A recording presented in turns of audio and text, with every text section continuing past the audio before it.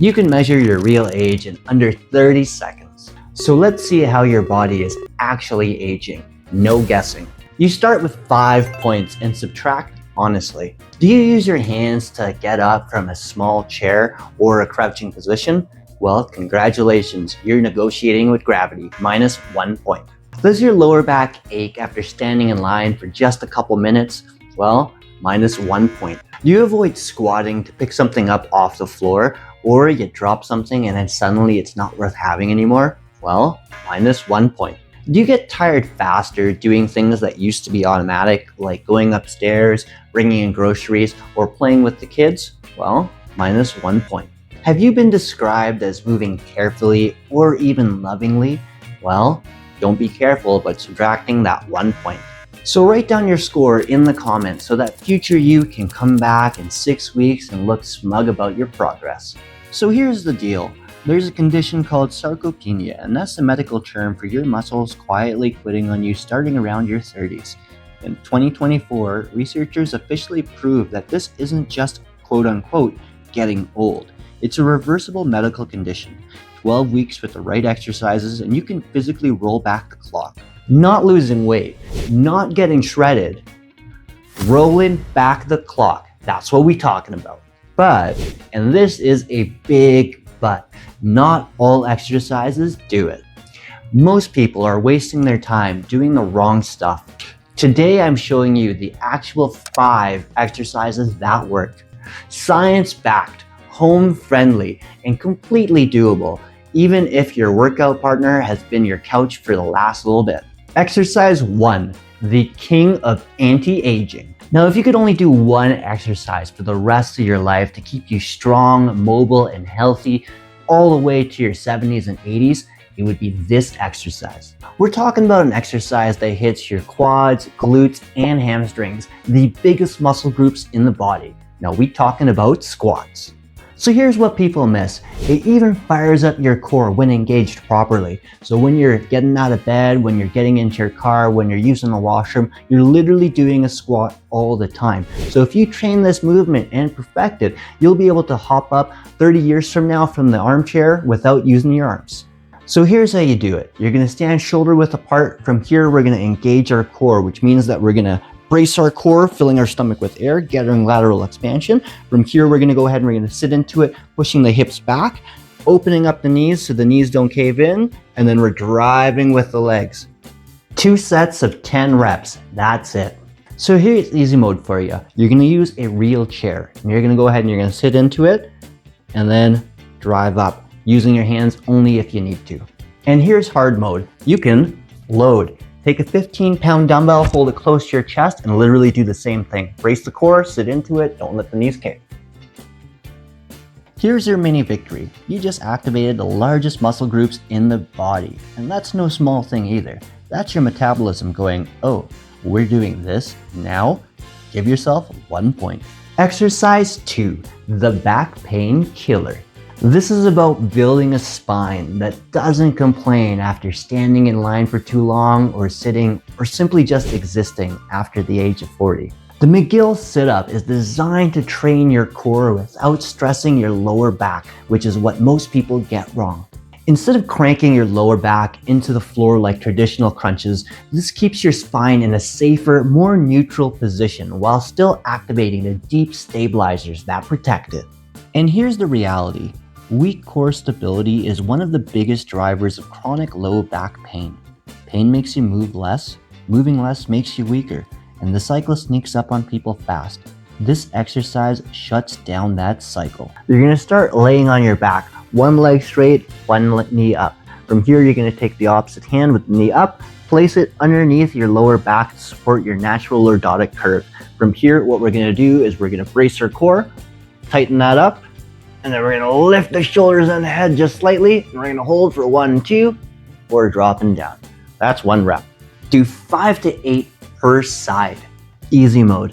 From here, we're just gonna go ahead and we're gonna lift the head up and engage that core. If you feel your core working, that's good. Hold for up to 2 seconds. Hard mode.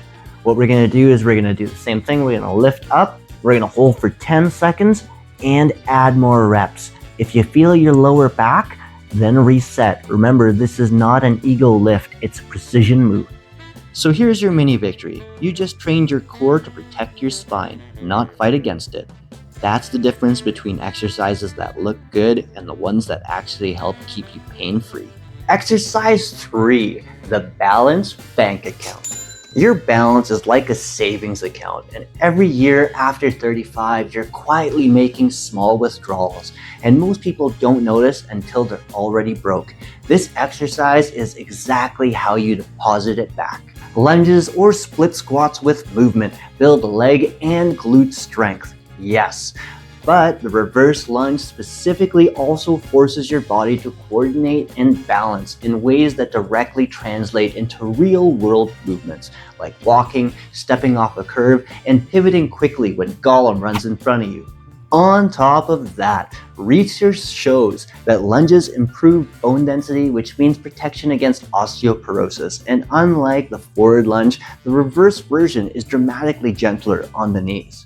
So what we're going to do is we're actually going to go ahead and we're going to swing the leg back like this. And then from here, we're going to sit into it, making sure that front leg is loaded, not let the knee cave. From here, we're going to transition from this position backwards.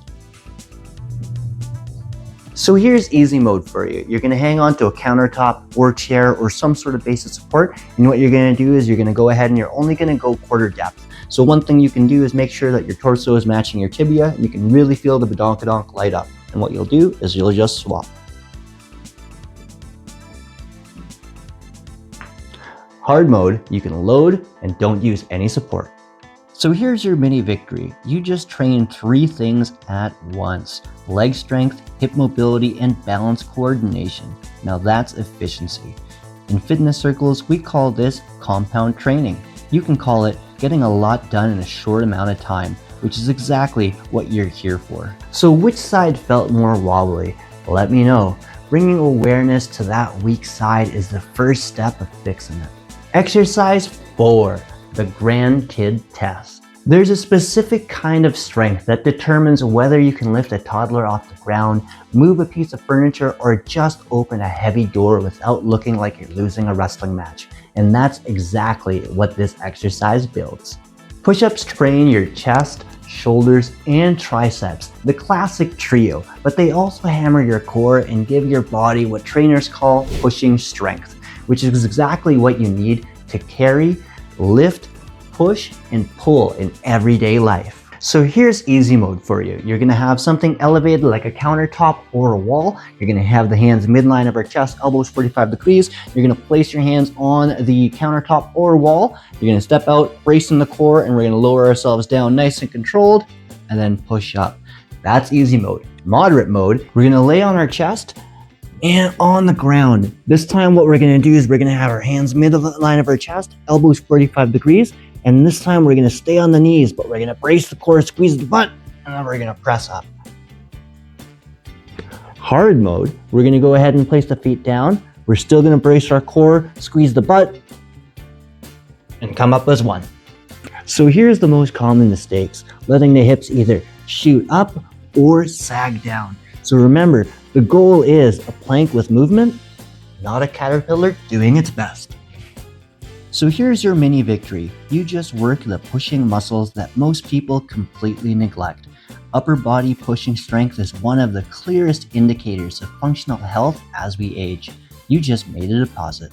Exercise 5, the independence test. This last exercise is, in my opinion, the most underrated predictor of how mobile and independent you'll be in your 70s and 80s. If you can do 10 to 20 reps of this with control, you have the functional baseline needed for getting out of bed, getting off a chair, walking, and climbing stairs.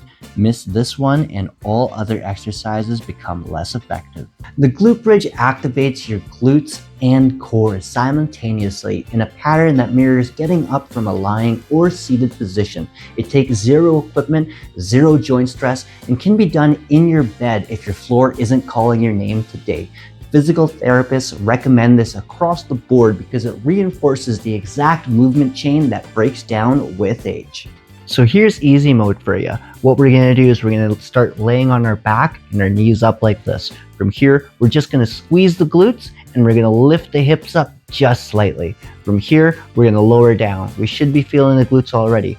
Moderate mode, we're gonna go ahead and we're gonna lay on our back. We're gonna squeeze the glutes and we're gonna lift up higher up, getting good activation through the glutes and dropping down nice and controlled.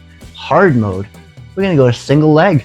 Drive at the heels, lift up, drop down nice and controlled. So here's what to watch. Make sure that the core is on and engaged the whole time while you're doing the movement. Also, make sure that we're not arcing the back a whole heck of a lot while we're doing the movement. Remember, you're doing a nice glute bridge, not a back extension. So here's your mini victory. You just completed all 5 exercises, and that's the whole program. How long did it take you? Probably under 20 minutes. Remember that next time somebody tells you they don't have time to work out. Here are the things that'll determine whether these exercises actually work for you. It's not the intensity, it's not how deep your squat goes today, it's not whether you can do full push-ups yet, it's consistency and gradual progression. Scientists call it progressive strength, and it's officially labeled the gold standard for reversing age-related muscle loss. The formula is simple. Start at a level that's slightly challenging, then increase by about 20% each week. More reps, more depth, less support. Whatever form of more fits that exercise. Small steps every week consistently. That is the secret. 5 to start, now subtract what's real. Every little minus is a deal you feel. Hands on the chair, back feeling tight. That's your body saying we need to fight. Squat it down, bridge it up, lunge and press. Do it 3 times weekly, nothing more, nothing less. Track down that score, watch it climb back quick. Real age dropping, yeah, that's the trick. So don't forget to hit that subscribe button if you found this video helpful and want to stay up to date with tips for healthier living. And if you want to see how the Japanese keep their legs strong and healthy, check out this video.